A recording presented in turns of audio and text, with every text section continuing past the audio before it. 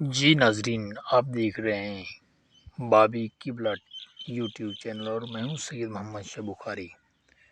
آئیے بات کرتے ہیں دریائے راوی میں سیلابی صورتحال کی۔ دریائے راوی کے سیلابی پانی نے قطب شاہانہ پل کے قریب فیصل آباد ساہیوال جی ٹی روڈ کا کٹاؤ شروع کر دیا ہے۔ کمشنر ساہیوال ڈویژن شعیب اقبال سید اور ضلعی انتظامیہ کی ٹیمیں موقع پر پہنچ گئی۔ کٹاؤ والی جگہ کو بڑے پتھر ڈال کر روکنے کے جاری عمل کو مزید تیز کرنے کی ہدایت۔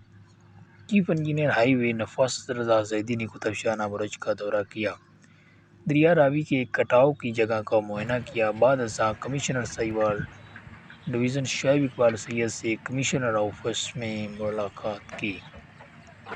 چیف انجینئر ہائی وے نفاست رضا زیدی نے سیلابی پانی سے قطب شاہانہ پل کے قریب کٹاؤ کو روکنے کے لیے تمام حفاظتی اقدامات بارے بریفنگ دی۔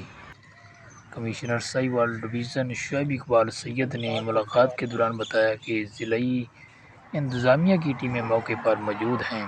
دریا کے کٹاؤ کو روکنے کے لیے تمام وسائل بروکار لائے جائیں گے۔ آج بھی کام تیزی سے جاری ہے اور کافی حد تک پل کو